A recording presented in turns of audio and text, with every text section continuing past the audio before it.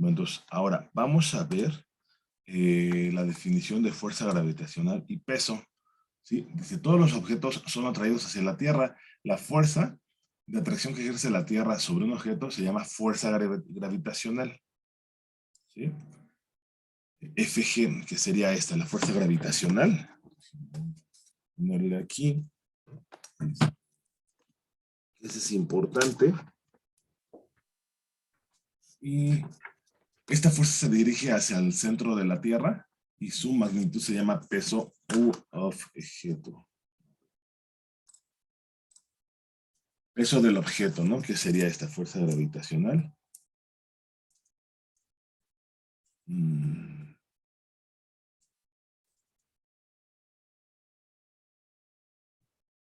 Gravitacional. Dice, en la sección 2.6 se vio que un objeto en caída libre experimenta una aceleración g que actúa hacia el centro de la Tierra al aplicar la segunda ley de Newton, que es la segunda ley de Newton, es segunda ley de Newton, es igual a la sumatoria de las fuerzas, que es igual a la masa por la aceleración como vector, a un objeto en caída libre, m, se representa A, que es igual a la gravedad, que es la fuerza de atracción, y la sumatoria de las fuerzas como vector es igual a la sumatoria de las fuerzas, bueno, no la sumatoria, más bien Fg, ¿no? Sería la ecuación que tenemos, Fg, que es la fuerza de gravedad, que es esta expresión matemática, ¿sí? Dice, por lo tanto, el peso de un objeto le define como la magnitud de Fg es igual a mg, puesto que depende de g, o sea, de la gravedad, el peso varía con la ubicación geográfica, dado que g disminuye a medida que crece la distancia al centro de la Tierra, los objetos pesan a menos a mayores altitudes que a nivel del mar. Sí, a ver. Entonces ahí tenemos, los objetos pesan menos. Por ejemplo, un bloque de ladrillos de 1000 kilogramos utilizado en la construcción del Empire State en Nueva York pesaba 9800 newtons a nivel de la calle, pero pesaba alrededor de 1 newton menos cuando se levantó del nivel de la acera hasta lo alto del edificio. Les digo, ¿cómo se llama? Las unidades del peso. Esto es en Newton, en el sistema internacional. Unidades de la masa, y estoy, ¿cómo se llama? En el sistema internacional, ¿no? Son los kilogramos. Entonces, ahí está. Dice, como otro ejemplo, suponga que un estudiante tiene una masa de 70 kilogramos. Vamos a poner un estudiante de 70 kilogramos. El peso del estudiante en una ubicación donde la gravedad es igual a 9.8 metros sobre segundo al cuadrado, esto implica que sea de 686 newtons, es aproximadamente 150 libras, como la estábamos viendo anteriormente, ¿no? La equivalencia que había, que luego la manejamos como libras fuerza, pero bueno. Sin embargo, en lo alto de una montaña, donde la gravedad, alto de una montaña, la gravedad es igual a 9.77 metros sobre segundo, y la misma persona pesaría 684 newtons, que ahí está, ¿no? En tal caso, si se quiere perder peso sin someterse a dieta, haciendo una montaña o pésese a 30,000 pies durante el vuelo de un avión, ¿sí? Esta es la ecuación 5.6, que cuantifica, esta ecuación cuantifica la fuerza gravitacional sobre el objeto, pero advierta que esta ecuación no requiere que el objeto se mueva, ¿sí? Aquí no hay movimiento. Incluso para un objeto fijo o para un objeto sobre el que actúan varias fuerzas, esta ecuación se puede aplicar para calcular la magnitud de la fuerza gravitacional. El resultado es un cambio sutil en la interpretación de M en la ecuación. ¿Sí? La masa M de la ecuación, de esta ecuación, establece la intensidad de la atracción gravitacional entre el objeto y la Tierra. Entonces, por ende, M se llama masa gravitacional, ¿no? Aquí en este caso se llama masa gravitacional. A ver aquí. Bueno, entonces, aquí tenemos esta imagen. Dice, la imagen de la unidad de sustentación de vida que lleva en la espalda el astronauta Edwin Aldrin pesaba 300 libras en la Tierra. Durante ese entrenamiento usó una mochila de 50 libras. Aunque esa estrategia simuló efectivamente el peso reducido que la unidad tendría en la Luna, no imitó correctamente la base invariable. Fue difícil acelerar la unidad acaso al saltar o dar vuelta súbitamente en la Luna como la Tierra. Aquí cabe mencionar que la fuerza gravitacional en la Tierra pues es menor. Sí, por eso luego pasan que están como que brincando y brincan muchísimo, ¿no? Porque la fuerza de atracción es menor por la aceleración, que es menor allá en la Luna. A ver, ejemplo conceptual. Dice, ¿cuánto pesa en un elevador? Es muy probable que usted haya estado en un elevador que se da hacia arriba mientras se mueve a pisos superiores. En este caso se siente más pesado. De hecho, si se para una báscula en ese momento, la báscula mide una fuerza que tiene una magnitud mayor que su peso. Por lo tanto, tiene evidencia sensorial y medida que lo va a llevar a creer que es más pesado en esta situación. ¿Es usted más pesado? Dice, no, su peso no cambia. Sus experiencias se deben al hecho de que está en un marco de referencia no inercial. Para proporcionar la aceleración ascendente, el suelo o la báscula deben ejercer sobre sus pies una fuerza hacia arriba que sea mayor en magnitud que su peso. Esta fuerza más grande que siente es la que interpreta cómo sentirse más pesado. La báscula lee esta fuerza ascendente, no su peso, y por eso su lectura aumenta. Sí, por la fuerza. Pero bueno, a ver, entonces, ahora, vamos a ver la tercera ley de Newton, que esa es una de las otras leyes, ¿no? De las 3 leyes de Newton. Y aquí lo que nos dice, si usted presiona contra una esquina de este libro, o sea, el libro que tenemos en una esquina, el libro lo empuja de vuelta y forma una pequeña marca en su piel, que esto, no, si no mal recuerdo, lo he puesto por acá, ahorita voy a ver si lo pongo. Entonces lo que dice ahí, ¿no? Pues tiene, ¿dónde está? ¿Dónde está, no? Si empuja más fuerte, bueno, aquí es toda la mano, ¿no? Pero es sobre la esquina que tenemos acá, es lo que dice Serway. Dice, si usted presiona contra una esquina de este libro con la yema de los dedos, por ejemplo aquí, el libro lo empuja de vuelta y forma una pequeña marca en su piel. Si empuja más fuerte el libro hace lo mismo y la marca en su piel es un poco más profunda. ¿Sí? Nada más que aquí lo está haciendo en toda la mano, pero en sí es sobre la esquina. Esta simple actividad ilustra que las fuerzas son interacciones entre dos objetos. Cuando su dedo empuja sobre el libro empuja de vuelta sobre su dedo. Este importante principio se conoce como la tercera ley de Newton. Así que la tenemos aquí. Esta la vamos a ver después, de nuevo. Nada más era para ilustrar la parte del libro.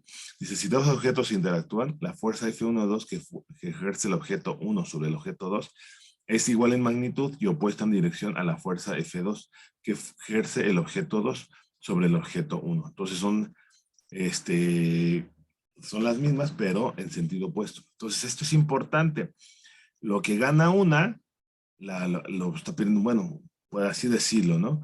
Pero son de mismos signos, de mismos magnitud, pero de sentido.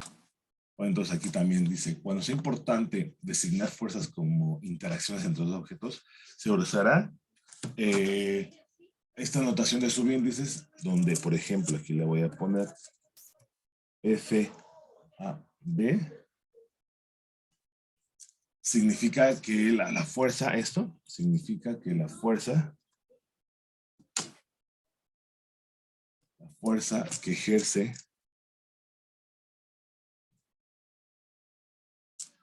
más bien que se ejerce,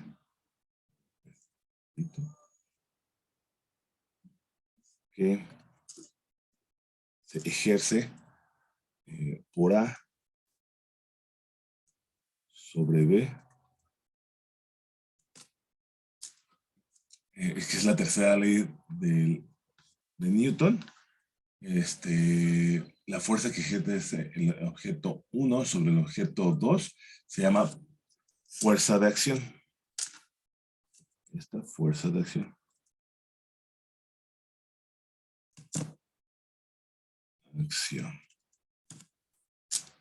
Okay. Y la fuerza del objeto 2 sobre el objeto 1 se llama fuerza de reacción. La otra se llama, esta es, a ver, déjenme ver aquí. Esta es 1 a 2. Fuerza de reacción. Es la fuerza de 2 a 1. ¿Sí? A toda acción hay una reacción, ¿no? Entonces ahí están. Dices términos en cursivas, bueno, no son términos científicos, además, bueno, aquí lo tenemos. En todos los casos,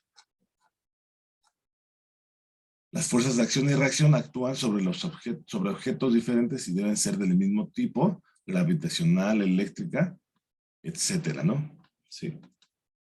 Por ejemplo, la fuerza que actúa sobre un proyectil en caída libre es la fuerza gravitacional que ejerce la Tierra sobre el proyectil FG es igual a FTP. O sea, ahorita la voy a poner eso. Y la magnitud de esta fuerza es FSMG. La reacción a esta fuerza es la fuerza gravitacional que ejerce el proyectil sobre la Tierra. Bueno, entonces ahí lo voy a poner eso. Vamos a poner esta ecuación. Aquí la parte de la... Sí. Y esto... otro ejemplo de... Bueno, aquí tenemos esta, la tercera ley de Newton. Dice, la fuerza F1, 2 que ejerce el objeto 1 sobre el objeto 2 es igual en magnitud y opuesta en dirección a la fuerza F2, 1 que ejerce el objeto 2 sobre el objeto 1. Entonces aquí lo que tenemos de la tercera ley de Newton. Y otro ejemplo es la fuerza FMC que ejerce, lo voy a poner un poquito más grande porque como que no se alcanza a ver bien. Ahí está. FMC que ejerce el martillo sobre el clavo es igual en magnitud y opuesta a la fuerza FCM que ejerce el clavo sobre el martillo. Entonces aquí nada más se intercambian, ¿no? los subíndices. Sí. Para okay. Y es lo que tenemos, ¿no?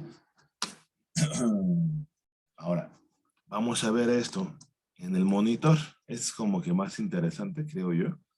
Y a ver si un poquito más entendible. Y se considera un monitor de computadora en reposo, que es el monitor de computadora, sobre una mesa como en la figura 5.6. Cuando un monitor de computadora está en reposo sobre una mesa, las fuerzas que actúan sobre el monitor son la fuerza normal, que sería esta, y la fuerza gravitacional que va hacia abajo. La reacción a N es la fuerza FMM, que ejerce el monitor sobre la mesa. La reacción a FG es la fuerza FTM. Entonces aquí nada más le pongo, que ejerce el monitor sobre la Tierra. Y aquí tenemos el diagrama de cuerpo libre. Entonces ahí tenemos las fuerzas que interactúan sobre el monitor. Y lo que tenemos es esto, miren. Tenemos que la fuerza FMT es igual a menos FTM. ¿Sí? O sea, son de sentido opuesto. Y esta es la fuerza normal. Esta fuerza que evita que el monitor caiga a través de la mesa puede tener cualquier valor necesario hasta el punto de romper la mesa. Puesto que el monitor tiene aceleración cero, la segunda ley de Newton aplicada a este problema, lo voy a poner aquí. Voy a bajar un poquito, ahí así. Entonces se va a aplicar la fuerza, la segunda ley de Newton, la segunda ley de Newton, que sería esta, es igual a la normal más mg. Y esto es igual a 0. Entonces aquí se tiene que n, que va en la dirección j, el vector unitario, menos mg por el vector unitario j, es igual a 0. Esto implica que n, como está en el mismo vector, pues ya no hay tanto problema, es mg. Aquí lo que tenemos, la normal es igual a la masa por la gravedad. La fuerza normal equilibra la fuerza gravitacional sobre el monitor, que es esto. De modo que la fuerza neta sobre el monitor es 0. La fuerza de reacción a N es la fuerza que ejerce el monitor hacia abajo sobre la mesa. Que sería esto igual a menos N como vector. Ahí lo tenemos. Sería menos N. Y ahí está. Y se observa que las fuerzas que actúan sobre el monitor FG y N, como se muestra en esta figura, las dos fuerzas FMT y FMM, FMM y FTM o FMT, que es lo mismo, se ejercen sobre se ejercen sobre objetos distintos del monitor. En esta figura ilustra un paso de suma importancia en la resolución de problemas que involucran fuerzas. En la figura 5.6a muestra muchas de las fuerzas actuantes en la situación. Las que actúan sobre el monitor, la fuerza normal, la fuerza gravitacional, una que actúa sobre la mesa y otra que actúa sobre la Tierra. La figura 5.6b, que es la que tenemos acá, en contraste muestra solo las fuerzas que actúan sobre un objeto, el monitor. Esta importante representación pictórica de la figura 5.6b se llama diagrama de cuerpo libre. Cuando se analiza un objeto sujeta a fuerza, se tiene interés en la fuerza neta que actúa sobre un objeto que representarán como una partícula. Y esto de partículas pues va desde los átomos hasta planetas, hasta lo que sea, ¿no? En consecuencia, un diagrama de cuerpo libre ayuda a aislar solo aquellas fuerzas sobre el objeto y elimina las otras fuerzas del análisis. Es posible simplificar este diagrama todavía más al representar el objeto como el monitor, como una partícula al dibujar simplemente un punto. ¿Sí? Entonces ahí está. A ver, vamos a ver aquí. No, ahora déjenme ver tantito. Pues vamos a ver este ejemplo conceptual. Dice, tú me empujas y yo te empujo. Un hombre grande y un niño pequeño están de pie, uno frente al otro, sobre el hielo sin fricción. Juntan sus manos y se empujan mutuamente, de modo que se separan. Esta situación, dice, ¿quién se aleja con mayor rapidez? Esta situación es similar a la que se vio en la pregunta rápida. Bueno, de acuerdo con la tercera ley de Newton, la fuerza que ejerce el hombre sobre el niño y la fuerza que ejerce el niño sobre el hombre son un par de fuerzas de la tercera ley, de modo que deben ser iguales en magnitud. Una báscula colocada entre sus manos le haría lo mismo sin importar de cuál lado esté. En consecuencia, el niño que tiene la masa más pequeña experimentaría mayor aceleración. Ambos individuos aceleran durante la misma cantidad de tiempo, pero la mayor aceleración del niño en este intervalo de tiempo resulta en que su movimiento de alejamiento de la interacción es con mayor rapidez. ¿Por qué? Porque tiene una menor masa. Ahora, ¿quién se aleja más rápido? Mientras sus manos están en contacto, puesto que el niño tiene la mayor aceleración y en consecuencia la mayor velocidad promedio, se aleja más que el hombre durante el intervalo de tiempo mientras que sus manos están en contacto. Y entonces es un problema, un ejemplo conceptual. Bueno, entonces vamos a ver ahora algunas aplicaciones de las leyes de Newton. En esta sección se discuten dos modelos de análisis para resolver problemas en los que los objetos están en equilibrio. Una forma es cuando la aceleración, el vector aceleración es igual a 0 o aceleran a lo largo de una línea recta bajo la acción de fuerzas externas constantes. Recuerden que cuando las leyes de Newton se aplican a un objeto se tiene interés en las fuerzas externas que actúan sobre el objeto. Si se representan los objetos como partículas, no necesita preocuparse por el movimiento rotacional. Por ahora, también se desprecian los efectos de la fricción en aquellos problemas que involucran movimiento, que es equivalente a afirmar que la superficie no tiene fricción. Sí, dice, la fuerza de fricción se discutirá en la sección 5.8, que eso se ve más adelante. Por lo general, se ignora la masa de cualquier soga, cuerda o cable involucrado. Por ejemplo, aquí en esta lámpara vamos a ignorar el peso, la masa, ¿no? En esta aproximación, la magnitud de la fuerza que ejerce cualquier elemento de la soga sobre el elemento adyacente es la misma para todos los elementos a lo largo de la soga. En los nociones del problema, los términos sinónimos ligero o de masa despreciable se usan para indicar que una masa se ignorará cuando trabaje los problemas. Entonces, de masa despreciable es equivalente a decir que no la vamos a considerar, ¿no? Cuando una soga unida a un objeto jala sobre el objeto, la soga ejerce una fuerza T, una T, que es como, por ejemplo, esta, es la tensión. La magnitud T de dicha fuerza se llama tensión de la soga. Les digo que está aquí. ¿Sí? Puesto que es la magnitud de una cantidad vectorial, la tensión es una cantidad escalar. Ahora, vamos a ver ahora la partícula en equilibrio. Dice, si la aceleración de un objeto representado como partícula es cero, el objeto se considera como el modelo de partícula en equilibrio, que sería este caso, ¿no? En este modelo, la fuerza neta sobre el objeto es cero. Es esta ecuación. Dice, ahora vamos a considerar una lámpara suspendida de techo mediante una cadena de masa despreciable que tenemos acá. Es esta, ¿no? Las fuerzas que actúan sobre la masa, lo voy a hacer un poquito más grande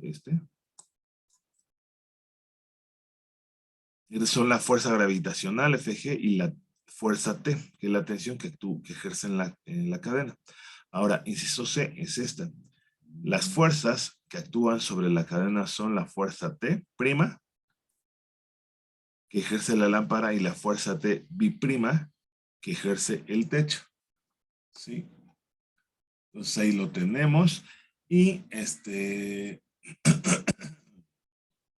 puesto que no hay fuerzas en la dirección X, entonces es para todas las sumatorias, pero en X se tiene que la sumatoria, esto implica que la sumatoria de las fuerzas en X es igual a 0, si solamente está en Y. Entonces aquí, esto es en Y se tiene que la sumatoria de fuerzas en Y es igual a la tensión menos la fuerza de gravedad, o también es la tensión despejando esto. Esto lo pasamos del otro lado y la tensión es igual a la fuerza gravitacional. De nuevo, dice advierta que P y la fuerza de la gravedad no son un par acción-reacción porque actúan sobre el mismo objeto.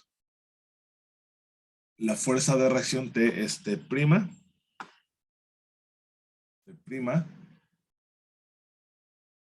la fuerza hacia abajo que ejerce sobre la lámpara, sobre la cadena, como se muestra en la figura 5.7. Bueno, entonces T bi'prima, y aquí tenemos, ¿no? Ahora,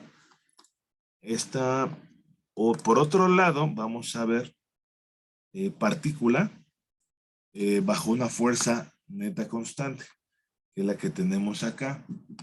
Sí, dice, si un objeto experimenta una aceleración, su movimiento se puede analizar como con el modelo de partícula bajo una fuerza constante, que es lo que tenemos aquí.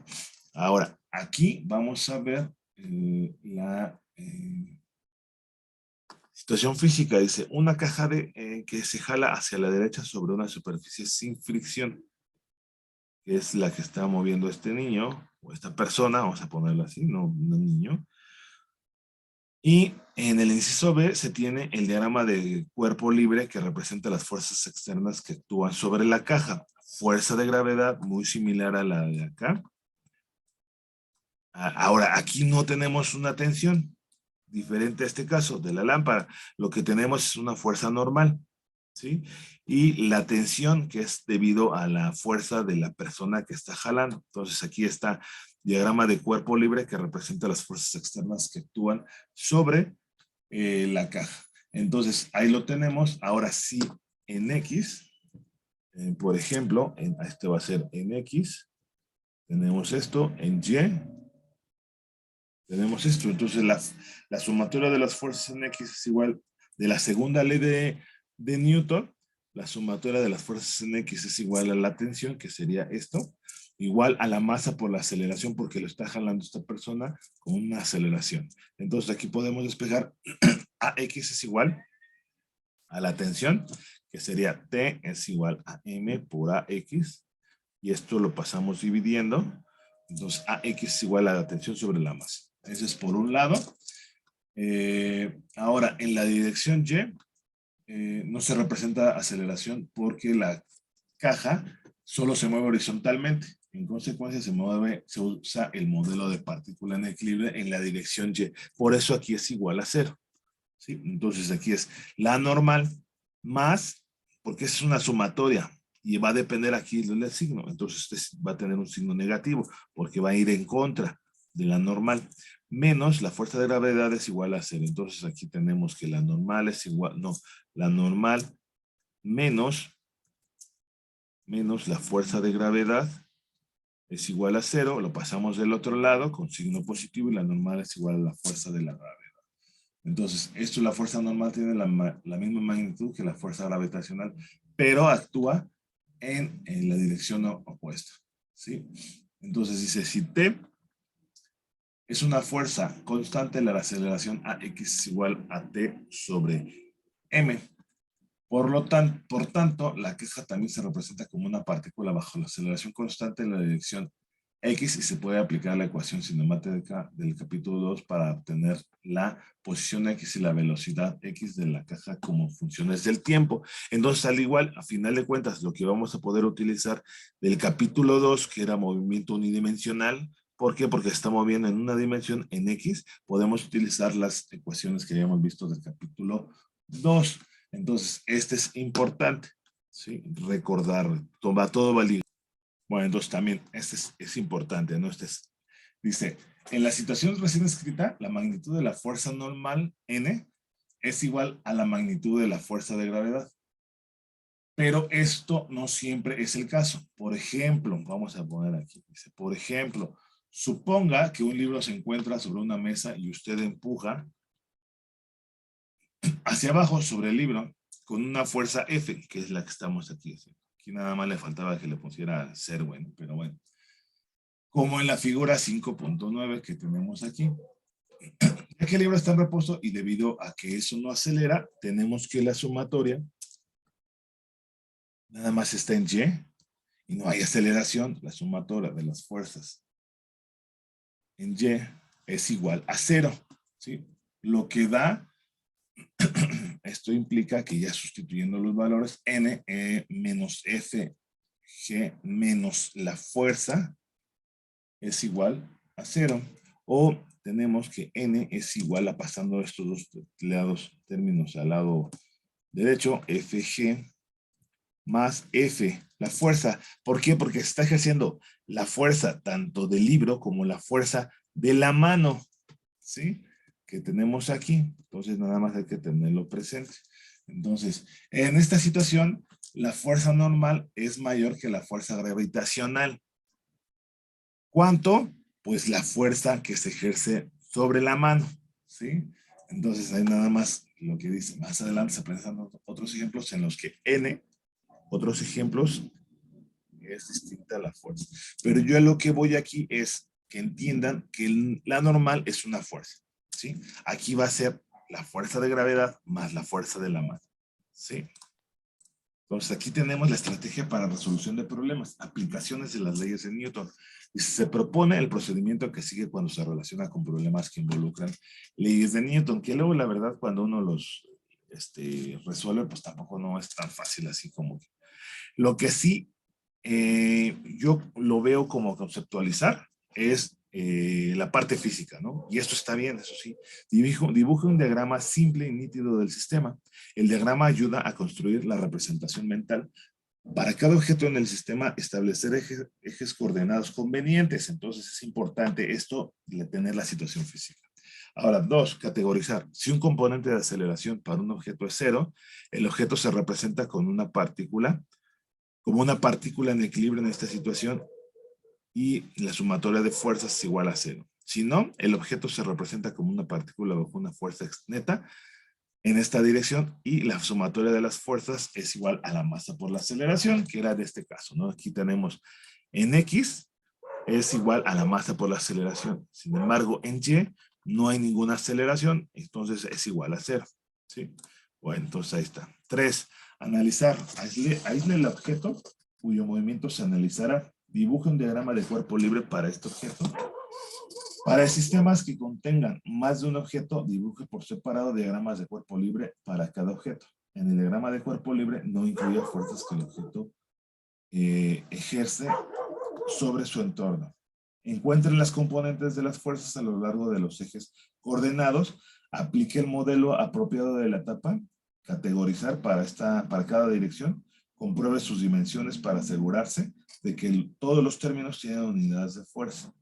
O sea, que sea dimensionalmente homogéneo. Por eso es importante, ¿no? Resuelva las ecuaciones por componentes para las incógnitas.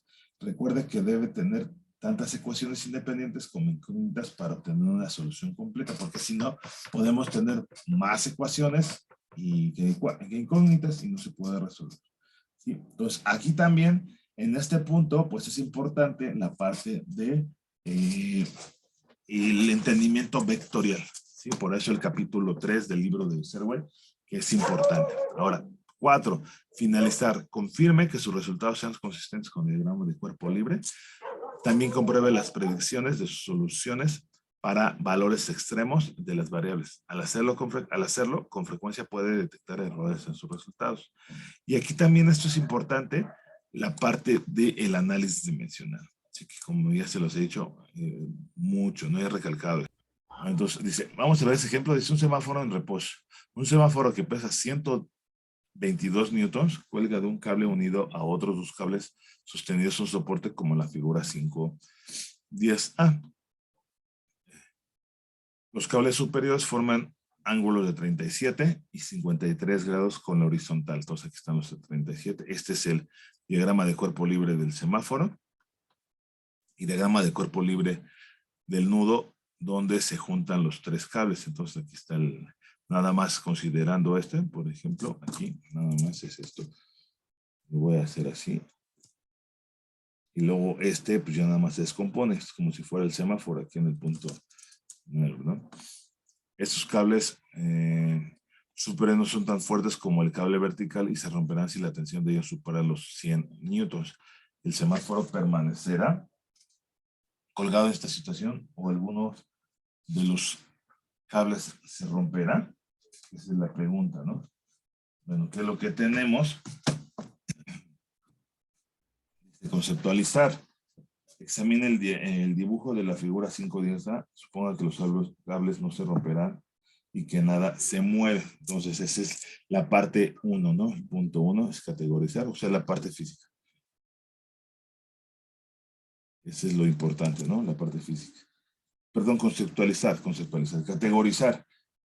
Voy a poner aquí esto, no esto más bien es conceptualizar. Conceptualizar.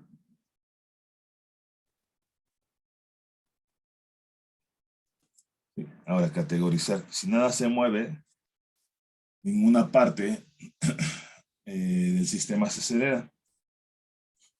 Ahora, puedes representar el semáforo como una partícula en equilibrio sobre la que se ejerce una fuerza neta de 0.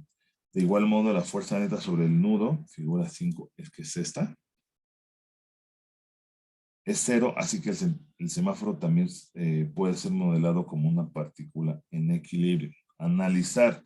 Construya un diagrama, dos diagramas de cuerpo libre, un diagrama de las fuerzas que actúan sobre el semáforo, como se indica en la figura 5.10b y un diagrama de cuerpo libre para el nudo que mantiene juntos los tres cables como se muestra en la figura 5.10c, que es este. Este nudo es un objeto conveniente a elegir porque todas las fuerzas de interés actúan a lo largo de líneas que pasan a través del nudo. Entonces, aquí lo que tenemos ahora es, resolviendo, es en Y. Dice, en el modelo de partícula en equilibrio, aplica la ecuación para el semáforo en la dirección Y. Entonces, esto implica que la sumatoria de las fuerzas en Y es igual a 0. ¿Sí? Esto sustituyendo tensión 3 menos FG es igual a 0, que es el inciso B. Entonces aquí lo que tenemos es despejando, tenemos que la tensión 3 es igual a la fuerza de la gravedad, de la gravedad. Entonces, dice aquí, ¿y eso a qué es igual? Pues a la tensión 3, que sería igual a 122 newtons. Ya tenemos este valor. Ahora, déjenme ver. A ver aquí, que va a ser el inciso continuo. Ahora, tenemos que elija los coordenados como se muestra en la figura 5.10c que tenemos aquí. Y descomponer sus componentes, las fuerzas que actúan en el nudo. Entonces tenemos que tensión 1 es igual a menos la tensión 1 por el coseno de 37, ¿no? Coseno de este ángulo. ¿Por qué es menos? Porque aquí estamos poniendo como si fuera el origen. Para X va a ser negativa y va a ser seno de teta, o seno de coseno, ¿va? Coseno vamos a poner el de la X, coseno de 37 grados es igual al, ¿cómo se llama? Seno, cateto adyacente, que sería tensión 1X, entre tensión 1. ¿Sí? Entonces, tensión 1X es igual a T1. Y aquí será negativo, ¿no? Bueno, tensión 1 por coseno de 37 grados, que sería este. Por eso el signo negativo. ¿Sí? Ahora, para el componente Y, T1 es seno de 37 grados, este es positivo. Ahora, T2 es igual a coseno, este es positivo, coseno de 53 grados, y T2 es seno de 53 grados, T2 por 53 grados, ¿no? T3, en componente X no hay, y aquí va a ser componente Y es igual a menos 122 newton, que era lo que teníamos acá. Entonces ahora vamos a ver, aplicar el modelo de partícula en equilibrio en el nudo. Entonces aquí lo que tenemos, y ahora lo vamos a hacer con base en estas ecuaciones. 1, que es igual a la sumatoria de las fuerzas en X, es igual a menos T1 coseno de 37 grados, más T2 coseno de 53 grados más 0, ¿no? Aquí estaría. Ahora 2, la sumatoria de fuerzas en X es igual a ¿qué? Pues T1 seno de 37 grados, lo voy a poner acá, no cambiar, más T2 seno de 53 grados menos 122 newton. Y esto es igual a 0. De manera similar, esto es igual a 0. Bueno, aquí sería más, lo vamos a poner así, ¿no? Como lo habíamos visto anteriormente, más, luego menos, porque es una sumatoria. Es una sumatoria, lo voy a volver a escribir esto, 122, que sería menos 122, porque recuerden otra vez, no, este es sumatorio, no es ¿sí? Bueno, entonces aquí lo que tenemos es esta ecuación.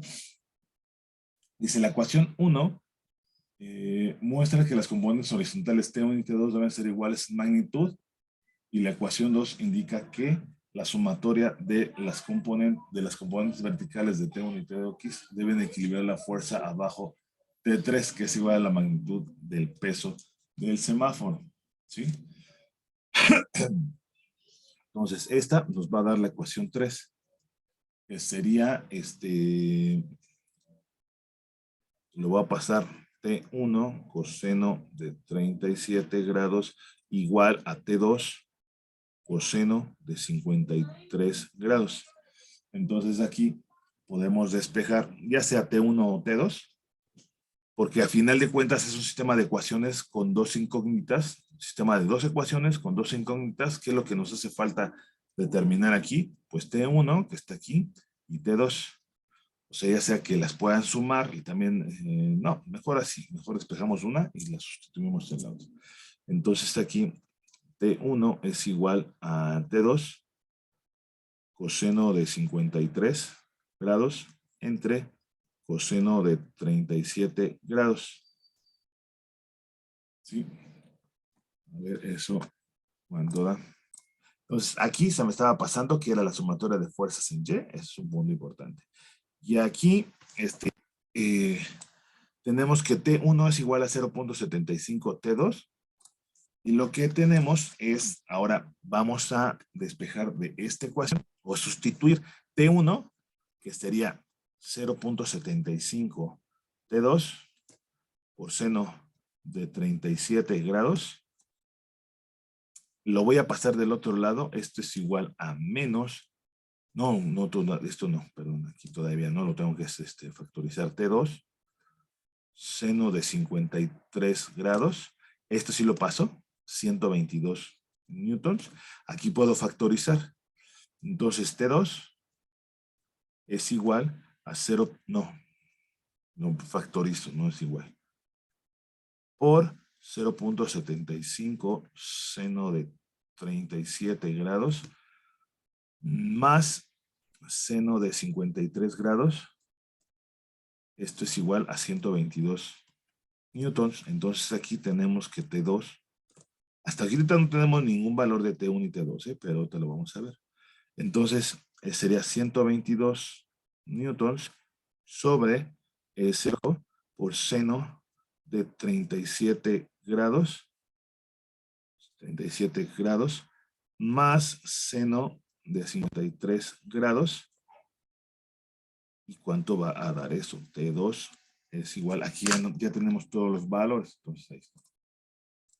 Entonces, ahí está, el valor de la tensión 2 es 97.6. ¿Qué es lo que hacemos? Pues tenemos que T1 es igual a 0.75 por T2, entonces ya nada más 0.75 por 97.6 nos da 73.2, y ya tendríamos los valores de las tensiones T1 y T2. Ahora, aquí vamos a ver, T2 es 97.2.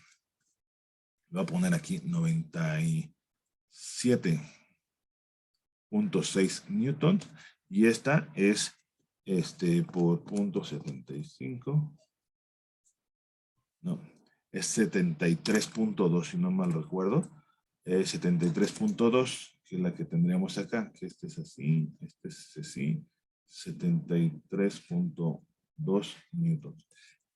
Entonces esta es mayor la tensión, la que tenemos acá, la T2, y ahí ya acabaríamos. Dice, ya como para finalizar, ambos valores son menores que 100 newtons apenas para T2, 97.6, de modo que los cables no se romperán, soportarán, ¿no?, el semáforo. Si estuviera al igual y que pesara, no sé, 130, yo estoy casi seguro de que sí pudiera ser que se rompería este cable, ¿no?, que está sujetando. ¿Sí? Bueno, entonces, este es otro ejemplo. Aquí vamos a hacer, si la tensión 3 se aumentara a 130 newtons, o sea, que el semáforo que pesara 130 newtons pesa más, ¿cuáles son los valores de la tensión 2 y tensión 3? Entonces, lo que tendríamos que hacer es, en lugar de 122, pondríamos el valor de 130 newtons, los ángulos son los mismos, y tenemos que la tensión 2 es 104 newtons. Aquí, ¿qué pasaría? La otra, pues no habría problema. Tenía tensión 378 newtons. Entonces, ¿qué pasaría? Dice, el semáforo permanecerá colgado en esta situación o alguno de los cables se romperá si se superan los 100 newtons. Pues en este caso se superaría y por lo tanto se rompería este y luego a continuación el de la tensión 1. ¿Por qué? Porque pues, ya no lo va a soportar, es más grande. Es más grande 130 newtons que 78. Ahora, vamos a hacer el otro inciso que está ahí en el libro de... Ese no estaba en el libro, ¿no? Pero bueno, no está de más. Ahora, el otro, que sería, dice, suponga que los dos ángulos de la figura 5,10 son iguales. ¿Cuál sería la correspondencia entre T1 y T2? T1 y T2. O sea, si en lugar de teta, por ejemplo, teta1 es igual a 37 grados y teta 2 es igual a 53 grados, o sea que esto fuera teta 1 igual a teta 2 igual a teta, ¿sí? Entonces, esta nos vamos a poner aquí que T1 igual a T2 coseno de teta entre coseno de teta. ¿Y esto cuánto es? Pues esto es igual a 1, por lo tanto, T2 es igual a T1 o T1 es igual a T2, ¿no? No hay problema. Dice, se puede argumentar a partir de la simetría del problema que las dos tensiones T1 y T2 serían iguales entre sí. Matemáticamente, si los dos ángulos iguales se llaman teta, esta ecuación, que es la ecuación 3, se convierte en que T2 es igual a T1. Que también dice que las tensiones son iguales. Sin saber el valor específico de teta, no se pueden encontrar los valores de T1 y T2. Sin embargo, las tensiones serían iguales entre sí sin importar el valor de teta.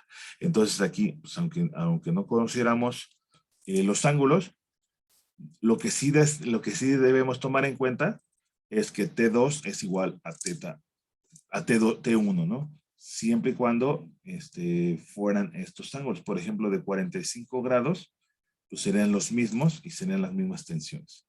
¿Sí? Ese sería el otro inciso. Ahora, vamos a ver el ejemplo conceptual 5.5. Fuerzas entre vagones en un tren. Los vagones de tren se conectan mediante enganches que están bajo tensión conforme. La locomotora jala el tren. Imagine que usted está en un tren que aumenta la velocidad con la aceleración constante. A medida que se mueve a lo largo del tren, desde la locomotora hacia el último vagón, midiendo la tensión en cada conjunto de enganches. La tensión aumenta o disminuye. A ver, déjenme ver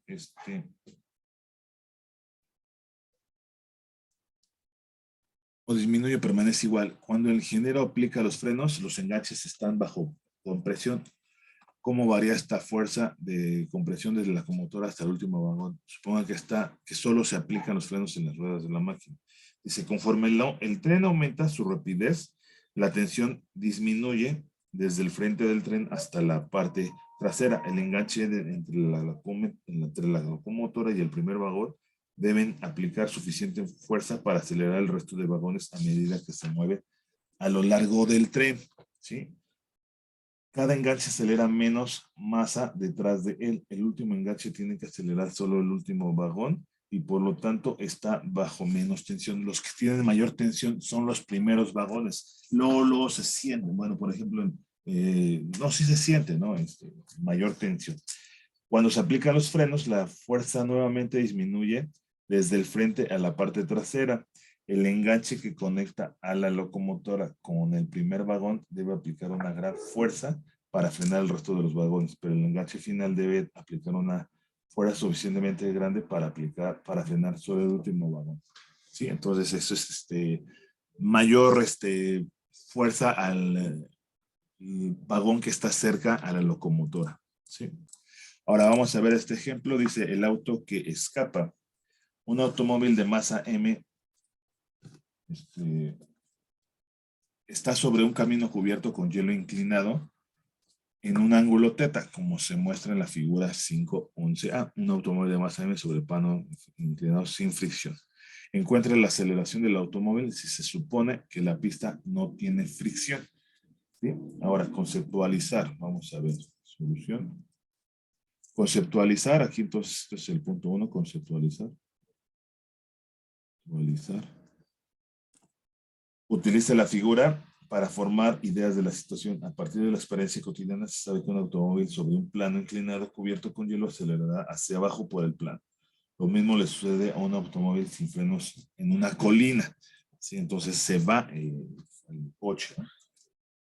Categorizar el automóvil, puesto que acelera, se clasifica como una partícula bajo una fuerza neta. Además, este problema pertenece a una categoría de problemas muy común en la que un objeto se mueve bajo la influencia de la gravedad sobre un plano inclinado. ¿Sí? Analizar, dice la figura 5.11b, muestra el diagrama de cuerpo libre para el automóvil. Ahí están todas las fuerzas. La normal, la fuerza de gravedad, aquí en la dirección Y, FG es igual a MG. Esta es MG coseno de teta, MG seno de teta, que es cateto opuesto, cateto adyacente, ¿no? Bueno, entonces ahí F dice, las únicas fuerzas que actúan sobre el automóvil son la fuerza normal, N, que es la aquí, que ejerce el plano el inclinado, que actúa perpendicular al plano, y la fuerza gravitacional, que sería esta, MG, que actúa verticalmente hacia abajo. Para problemas que involucran planos inclinados es conveniente elegir los ejes coordenados mediante una componente de magnitud MG seno de teta a lo largo del eje X positivo y otra de magnitud MG coseno de teta a lo largo del eje Y negativo. La elección de ejes que resulta en el automóvil se representa como una partícula bajo una fuerza neta en la dirección X y una partícula en equilibrio en la dirección Y. Entonces vamos a aplicar los modelos,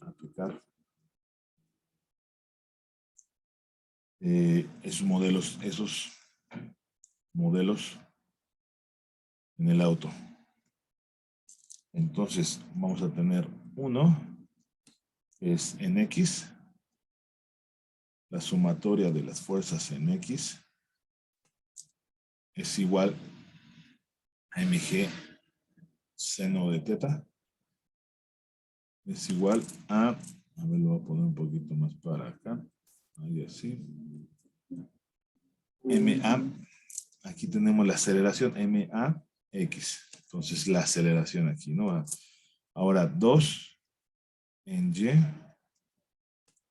la sumatoria de las fuerzas en Y es igual a mg n, que sería en Y, n, menos mg coseno de teta, y aquí no hay ninguna aceleración. Esto es igual a 0. Entonces, de la ecuación 1, resolviendo, para AX tenemos mg seno de teta igual a m por AX. ¿Qué podemos hacer aquí? Pues se cancela la masa y tenemos que la aceleración en X, AX, es igual a G seno de teta. ¿Sí? Dice, al finalizar, observe que la componente de la aceleración X es independiente de la masa del automóvil, solo depende del ángulo de inclinación y de G. Entonces, ahora, de la ecuación 2, que esta es la ecuación 3, de la ecuación 2 se concluye que la componente F de FG, perpendicular al plano, se equilibra mediante la fuerza normal. Esto es N igual a mg. Entonces, de aquí tenemos que N es igual a mg coseno de teta.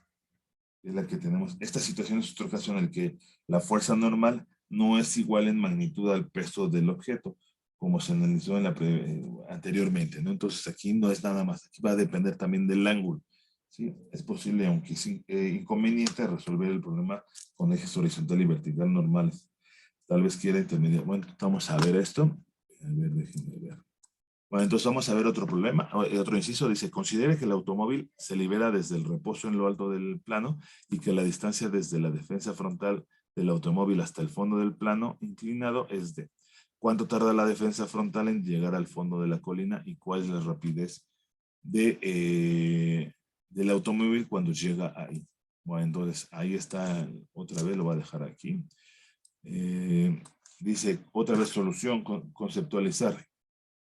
Imagine que el automóvil se deslice por la colina y que se usa un cronómetro para medir todo el intervalo de tiempo hasta que llegue al fondo. Categorizar.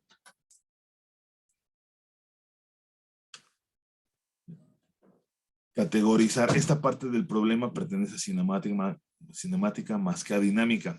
Y la ecuación 3, que es la que tenemos aquí, muestra que la aceleración AX es constante. Por lo tanto, debe clasificar el automóvil en este inciso del problema como una partícula bajo aceleración constante. Entonces, esto ya lo habíamos visto. Van a ponerla aquí. Al igual ya tenemos la ecuación 3. Analizar. Al definir la posición inicial en la defensa frontal, como defensa frontal,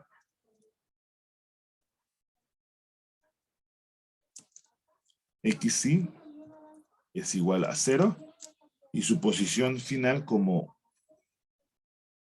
final, este es inicial, la posición inicial y final, entonces X final es igual a la distancia D.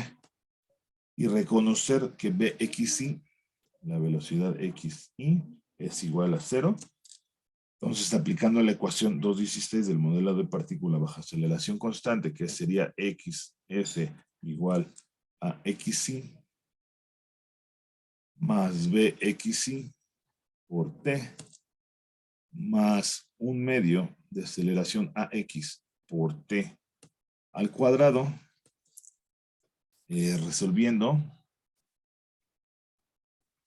esta ecuación para el tiempo, esto no lleva acento aquí, entonces XY, le voy a poner los valores que tenemos aquí, XY es igual a 0, BXY es igual a 0, por lo tanto, todo esto es igual a 0. Entonces, tenemos que X final, lo voy a reescribir, es igual a un medio de AX por T al cuadrado. Entonces, de aquí despejo y lo paso del otro lado, lo voy a poner así, T al cuadrado es igual a 2 veces XF sobre AX.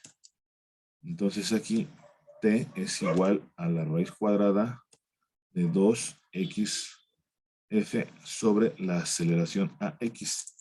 ¿Sí? Ahora, utilizamos también otra ecuación que ya le habíamos visto anteriormente, que es la ecuación 2.17. La voy a aquí 2.17, que es, a ver, déjenme ver, ¿sí? BXF, utilizando la ecuación de BXF al cuadrado es igual a BXY al cuadrado más 2 veces a la aceleración X por XF menos XY. ¿Sí? Y otra vez tenemos que BXY es igual a 0, XY es igual a 0. Tenemos que BXF XF al cuadrado es igual a 2 veces la aceleración a X por XF. ¿Sí? Esto la pone aquí la ecuación 4 y la ecuación BXF es igual a raíz cuadrada de 2 veces aceleración a X por XF. Esta es la ecuación 5. Son ecuaciones que ya habíamos utilizado. Entonces, aquí, ahora, no, pero esperen tantito, voy a ponerle estas no son las ecuaciones 4. Lo que se hace es sustituir la aceleración, y esas son las ecuaciones 4 y 5. Entonces, esta la voy a poner acá, esta también la voy a poner por acá, porque estas ya se sustituyen los valores de, bueno, más bien en la expresión. Entonces, tiempo es igual a la raíz cuadrada de 2 veces XF sobre la aceleración, que sería G seno de teta. Esta es la ecuación 4. Ahora aquí, BXF es igual a 2 veces 2 veces G por seno de teta por XF, que a final de cuentas XF, y en este caso XF que representa, ya sustituyendo los valores, aquí tendríamos que sería que XF es D, 2 veces D, y aquí esto es D. Estas son las ecuaciones tanto para el tiempo. Estas utilizamos las ecuaciones que hayamos visto en una dimensión. Sí, ahí está. Y dice, de estas ecuaciones, 4 y 5, se ve que el tiempo t al que el automóvil alcanza el fondo y su rapidez final son independientes de la masa, o sea, no dependen de la masa, como lo fue su aceleración, como es este caso, ¿no? Que no depende de la masa. Note que en este ejemplo se combinaron técnicas del capítulo 2 con nuevas técnicas de este capítulo. Las ecuaciones que habíamos visto en una dimensión, teníamos estas ecuaciones para la posición final, la velocidad final, que esto también se había deducido anteriormente, ¿sí? Se utilizan. A medida que aprenda más técnicas en capítulos posteriores, este proceso de combinar información proveniente de varias partes del libro ocurrirá con más frecuencia. Por eso es importante entender las ecuaciones. Entonces, esta no son formulitas, eso sí, aclaro, no son formulitas, ni estas formulitas, ni estas formulitas. Son ecuaciones que se dedujeron del capítulo 2 del libro de Serwin. En estos casos usa la estrategia general para resolver problemas para así auxiliarse a identificar qué análisis de modelos necesitaría. Bueno, entonces vamos a ver. Dice aquí, ¿qué pasaría si en qué problema resuelto anteriormente se convierte esta situación si teta es igual a 90 grados? Entonces aquí tenemos, ahora, si, voy a poner con rojo, que sería el otro. Si teta es igual a 90 grados, en la figura 5.11, al igual lo voy a poner acá, ahorita. A ver, entonces aquí dice, ¿qué pasaría si, en qué problema resulta anteriormente se convierte esta situación si teta es igual a 90 grados? Dice, respuesta, imagine que teta va a 90 grados en la figura 5.11. Entonces aquí va a ser 90 grados, que sería, ¿cuál sería? Así, ¿no? Así, bueno, ahorita vamos. El plano inclinado se vuelve vertical, sí, o sea, se vuelve vertical, se volvería así el plano. Y el automóvil es un objeto en caída libre. Entonces, la ecuación 3 que teníamos acá, la ecuación 3, esta, AX es igual a G seno de teta. Entonces, esta es la ecuación 3. AX igual a G seno de teta. Voy a poner con rojo, AX G seno de teta. Que sería igual a G por seno de 90 grados.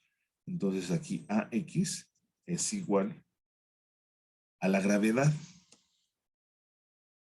Entonces, aquí estaría el coche que estuviera cayendo en caída libre, que de hecho es la aceleración de caída libre. Se encuentra que AX es igual a G en lugar de AX es igual a menos G, porque antes lo utilizábamos AX es igual a menos G. Entonces, así como que dice, ¿por qué? Dice, porque la X positiva se le eligió hacia abajo. Entonces, porque la X positiva se eligió hacia abajo.